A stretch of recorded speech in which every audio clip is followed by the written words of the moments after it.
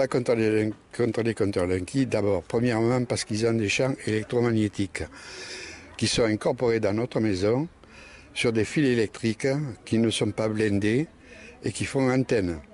Toutes nos maisons vont être inondées de champs électromagnétiques, certes de faible puissance, mais c'est des champs magnétiques de proximité et qui sont aussi dangereux qu'un champ magnétique qui vient de loin. Avec le Linky, c'est une atteinte à l'environnement parce que... La question qu'on peut se poser, pourquoi EDF rentre chez nous? Les Linky sont dangereux.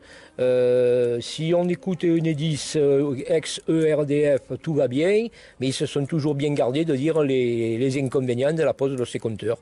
Donc notre but à nous, c'est d'alerter la population sur tout ce que peut induire la pose de ces compteurs.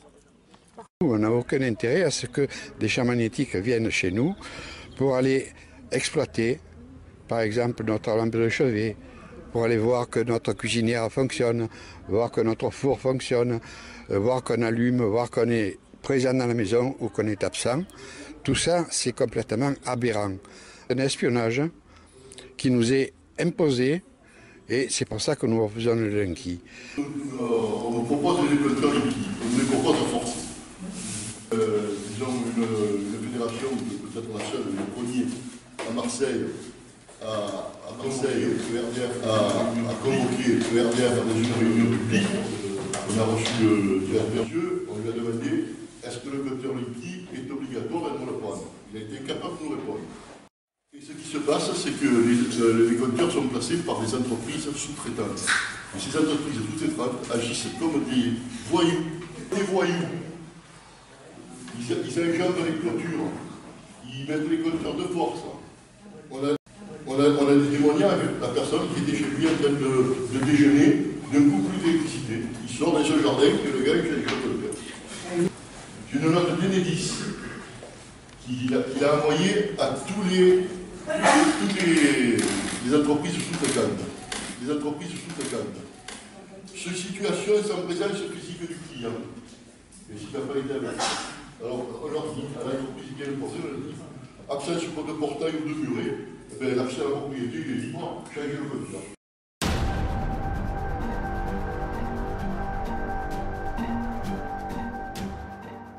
L'Organisation mondiale de la santé a classé en 2011 les ondes électromagnétiques cancérigènes possibles, comme l'amiante par exemple et le nucléaire.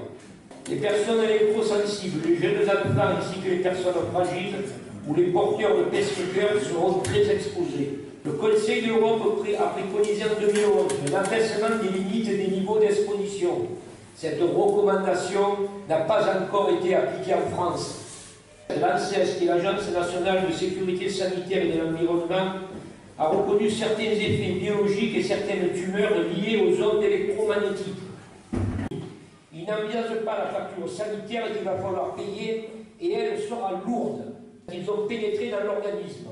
On constate une explosion des cancers, de l'autisme, Alzheimer, que les études internationales relient aux ondes électromagnétiques, des allergies, des diabètes en France.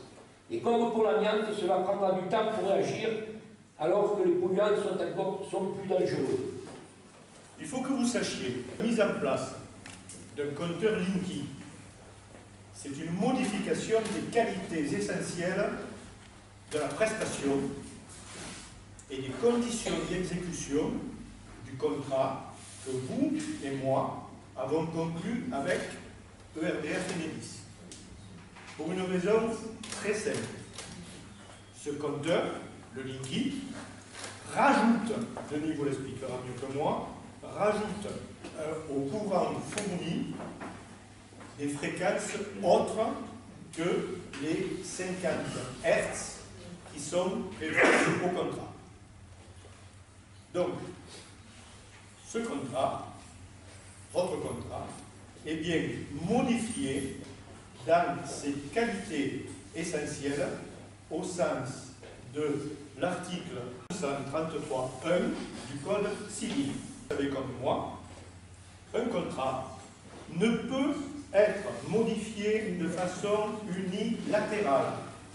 Et c'est ce qu'ils essaient de faire.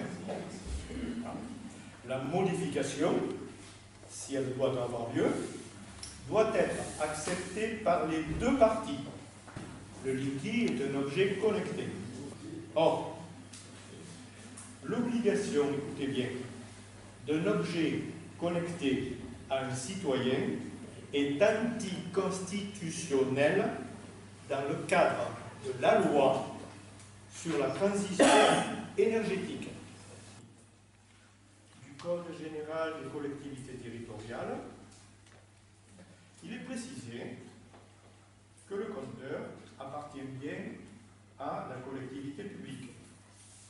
Ce compteur, un bien public. Un bien public. Or, tenez bien l'oreille, un bien public ne peut être aliéné, c'est-à-dire vendu, détruit ou recyclé, ce qui va arriver à nos anciens compteurs si on les laisse faire, que par une décision administrative qui le déclasse de sa qualité de bien public. Et bien évidemment, cette décision de déclassement n'a jamais été prise. Nulle part.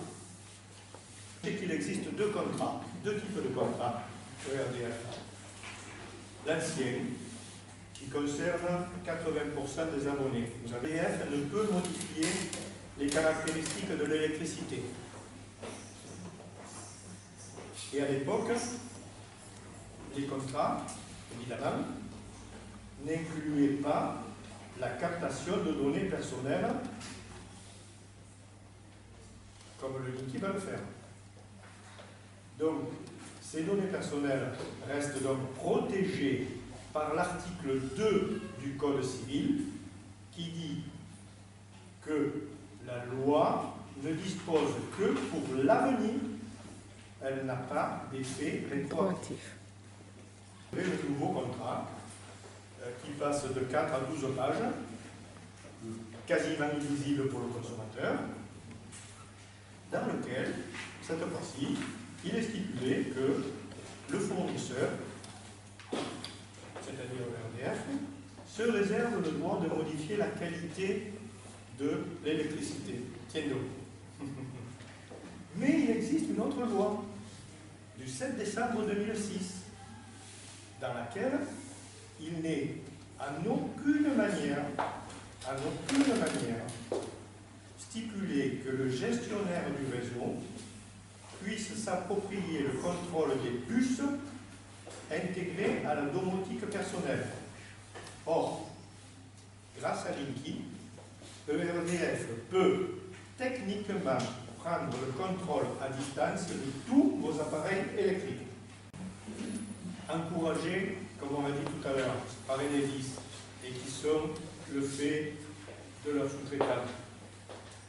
Pratiques commerciales agressives sont interdites par le Code de la consommation en violation des articles L121.6, L121.7, L132.10 et L132.11.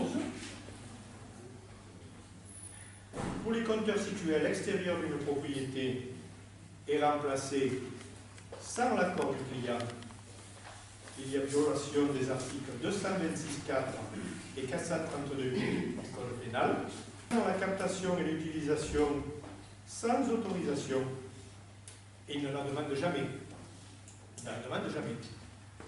Concernant cette captation donc des données personnelles, il y a violation des engagements signés par EDF avec la CNIL, la Commission nationale informatique et liberté, en juin 2014.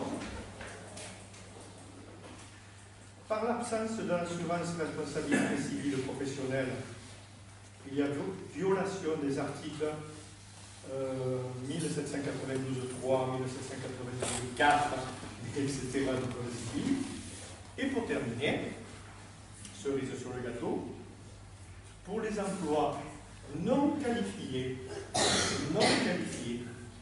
des poseurs de Linky, il y a violation du décret numéro 1998-246 relatif à la qualification professionnelle exigée pour l'exercice des activités prévues à l'article 16 de la loi du 5 juillet 1996 relative au développement et à la promotion du commerce et de l'artisanat. Vous pouvez prendre une lampe, vous pouvez prendre un chargeur de téléphone, vous pouvez prendre une machine à laver, vous la branchez là-dessus, et là vous serez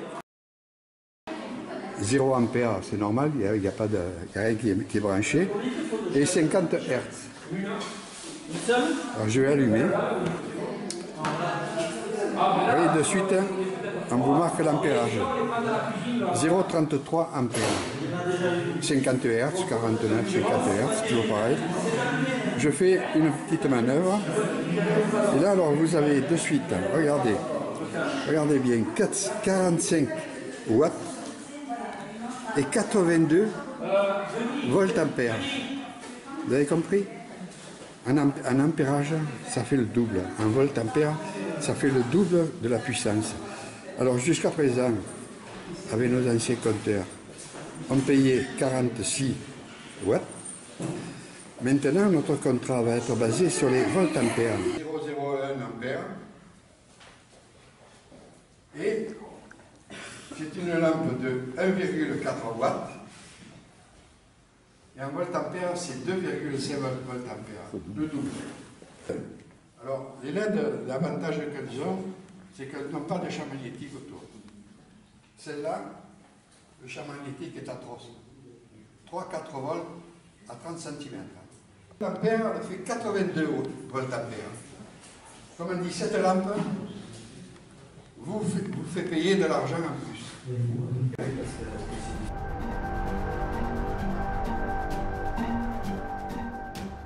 C'est des pulsations qui sont incorporées sur le 50 Hz et ces pulsations sont dangereuses. Dangereuses pour nos appareils, par exemple les ordinateurs, pour les lampes. Des fois, les lampes clignotent, vous l'entendez dire un peu de partout. Il y a des appareils qui tombent en panne parce qu'il y a ces pulsations. Ces réunions permettent, quels que soient les avis et les positions de chacun, ces réunions permettent d'échanger des informations, de s'informer, de débattre, et c'est extrêmement utile. Voilà. Et même nous, pour les élus, ça nous permet de récolter des informations.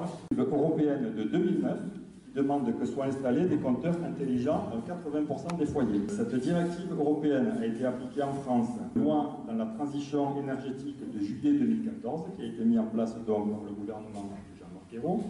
Un certain M. Macron, qui était ministre de l'économie, de l'industrie, du numérique, donc il a été chargé de mettre en place ce compteur Linky. Et nous avons également M. Hulot, qui est donc notre ministre de l'Environnement et de l'économie. La Fondation a dit à l'époque qu'il fallait accélérer la mise en œuvre des compteurs intelligents et communicants. C'est l'une des propositions donc, de la Fondation Nicolas Hulot pour alimenter le débat sur la transition énergétique. Pour cette organisation, il s'agit non seulement de faciliter l'intégration des énergies renouvelables, mais aussi de permettre la réduction de la facture énergétique des ménages et des acteurs économiques. Voilà. Donc, quand on sait tout cela, eh bien, on a compris que la mise en place des compteurs Linky n'était pas près de s'arrêter. Voilà. Ça n'a pas encore peut-être été abordé ou peut-être abordé plus tard. C'était sur le coût de ces compteurs Linky, puisqu'actuellement on remplace, et ça moi je l'ai vu moi-même, puisque j'ai eu un ami proche qui a acheté un appartement neuf, qui a été livré avec un compteur classique, style Merlin, Gérin ou autre. Et un mois après, même pas, ce compteur donc, qui était flambant neuf, qui venait d'être livré, a été remplacé par un compteur